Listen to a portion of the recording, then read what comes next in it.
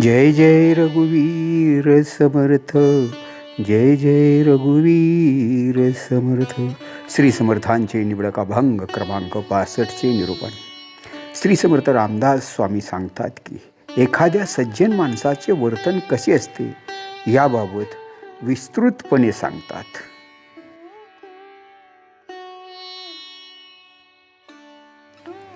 बोलण्यासारखे चाले जो सज्जन, तेथे माझे मन विगुंतले नाही अभिमान शुद्ध ब्रह्मज्ञान. तेथे माझे मन विगुंतले वृत्ती उदासीन स्वधर्म रक्षण. तेथे माझे मन विगुंतले पूर्ण समाधान सगुण भजन. तेथे माझे मन विगुंतले दास म्हणी जन भावार्थ संपन्न.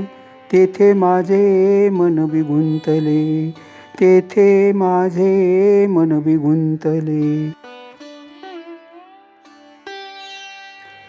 समर्थ रामदास स्वामी सांगत आहेत की जो मनुष्य प्राणी सज्जन असतो, ज्याप्रमाणे तो बोलत असतो तसेच त्याचे वर्तन असते.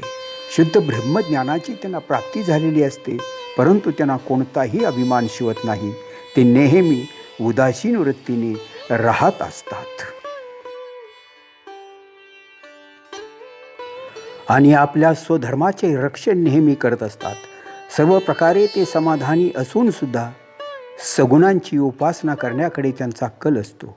अशा प्रकारचे जे संत आहेत त्यांचे ठिकाणी माझे मन नेहमी गुंतत असते, असे श्री समर्थ आपणास सांगत आहेत. आणि या अभंगाच्या शेवटी समर्थ सांगतात की सामान्य जन सर्व संपन्न असून सुद्धा भक्तिपूर्ण मनाने भगवंताची आळवणी करतात. याही संतांच्या ठिकाणी माझे मन गुंतून राहते. जय जय रघुवीर समर्थ, जय जय रघुवीर समर्थ.